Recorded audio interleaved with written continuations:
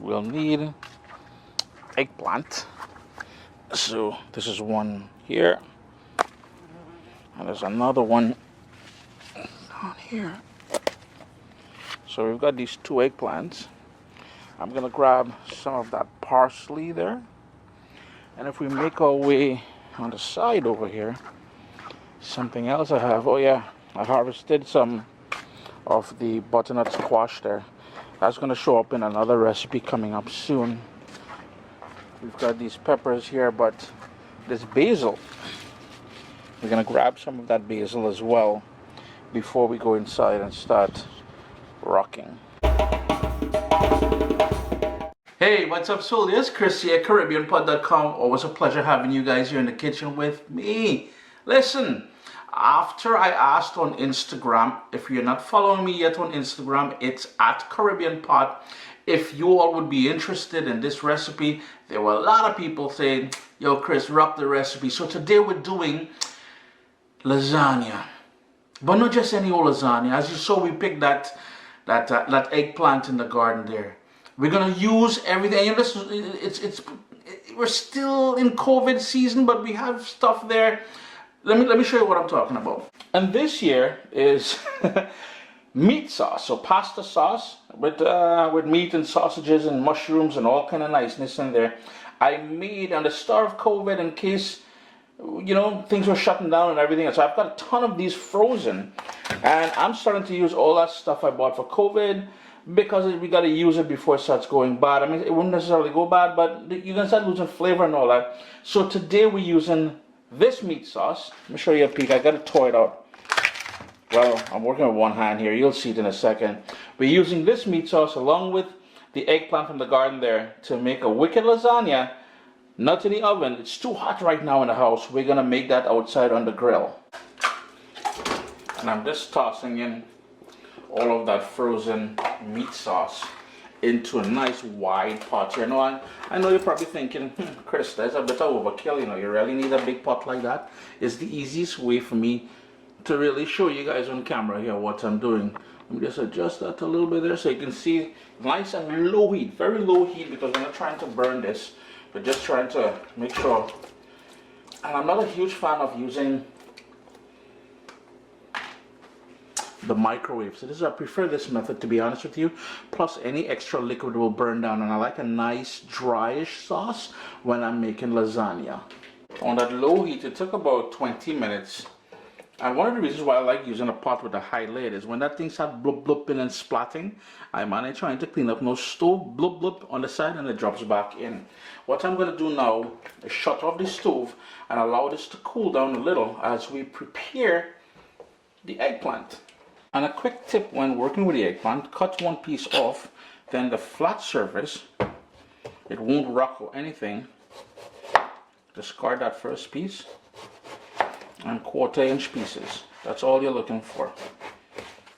Now there is absolutely nothing Caribbean about this recipe. However, it's an opportunity. Like I said, you have all that stuff you prepared for COVID. You can use it. My eggplant, I can use it. Plus in the Caribbean, I ain't gonna lie, we really like we lasagna, man. We do. So the recipe won't show up on CaribbeanPot.com, but you can follow along here, alright? I've got a heavy baking tray here, lined with a silicone mat, and all we're gonna do is place all that eggplant on here, like so. Then I'm gonna hit them with some sea salt.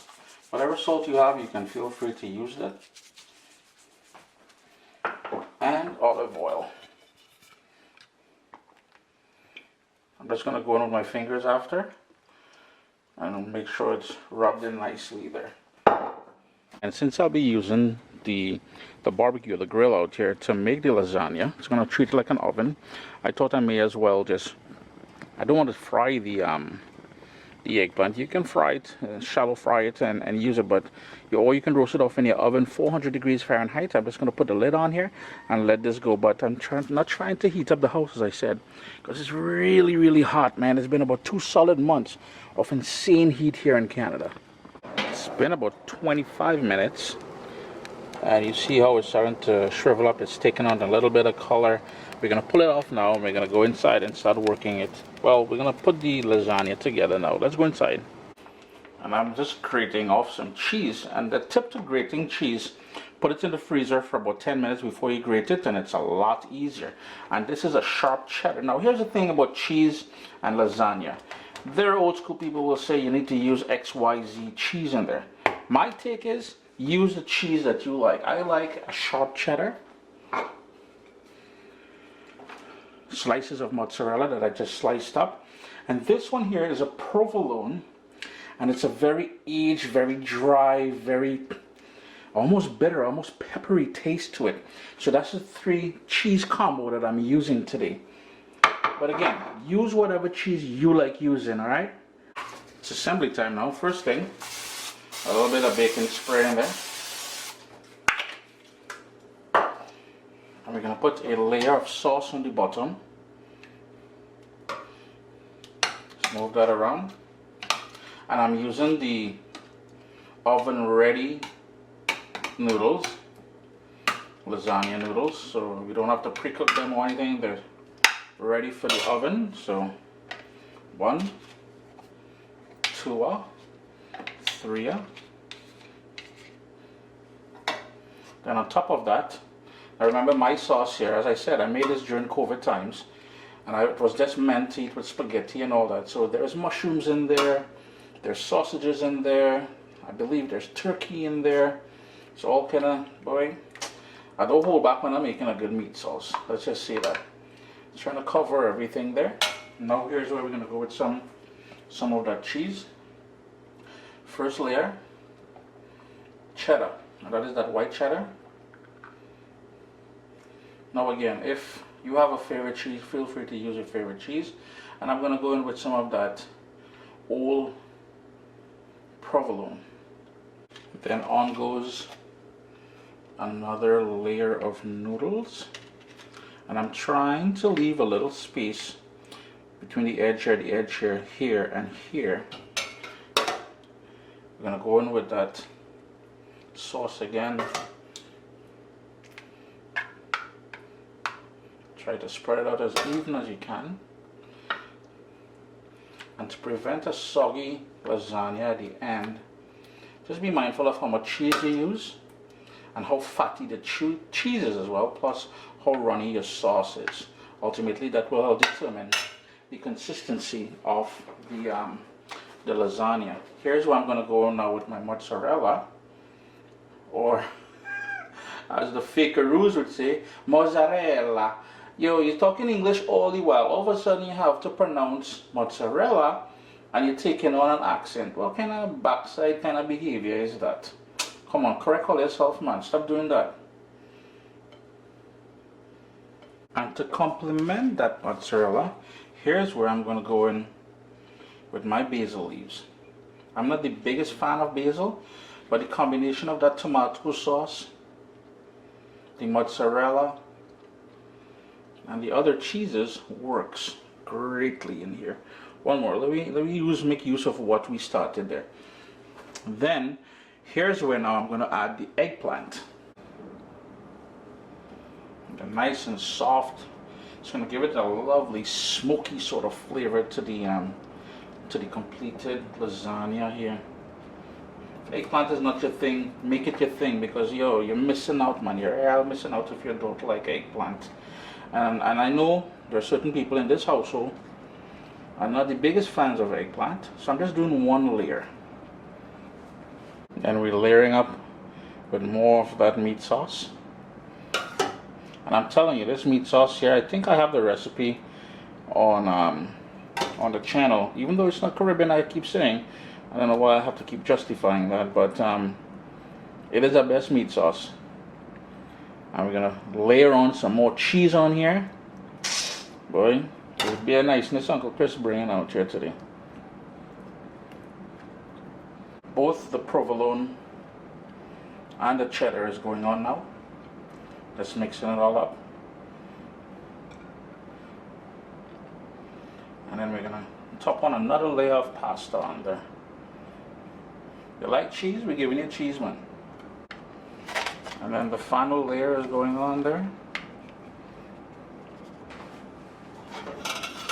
make use of the remaining sauce that I got.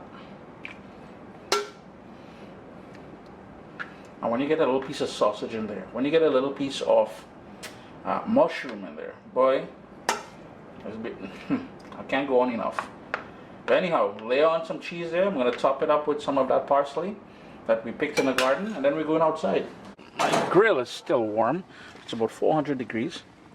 Now, if you want, you can put a piece of foil on top of that. I'm going to go without the foil because I wanted to develop color and everything else from the start. Lid down and let that go 400 degrees, all right? It's been going now for about 10-15 minutes or so, and I just wanted to explain something to you all.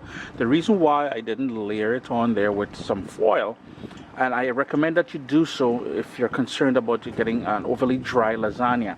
The eggplant will bleed out some liquid, and my sauce was a bit runny as it is. I want to get rid of some of that sauce. I don't want an overly soggy lasagna, and that is the only reason why I didn't place foil on top of it. If you want, I would recommend putting that foil on there, and the last 10 to 15 minutes of cooking is when you would remove the foil. 40 minutes later, and we've got a masterpiece on our hand here. Yo, the entire neighborhood smelling good. Now, here's the thing, you're gonna notice that handle is broken off there. My uncle is watching this video. He usually reports me to my parents. Mommy, I can't afford a new baking dish, lady. Anyhow, small thing. 40 minutes later, you notice we still got that little bubbles going on there. The cheese is nice and melted. It's just a thing of niceness. So what I'm going to do now, I'm going to shut things down because I know it's fully cooked. I'm going to take it inside, allow it to cool down, and then take care of business. Chris here, CaribbeanPot.com. Always a pleasure having you guys here in the kitchen with me. Let's tighten it up a little bit now. Always a pleasure having you guys here in the kitchen with me. Personally, I am not a pasta lover. I'm not a lasagna lover. I will have a little bit of this, but this won't be cut until later when my daughters get home from work. So I'm only waiting that long to show you guys, but I assure you,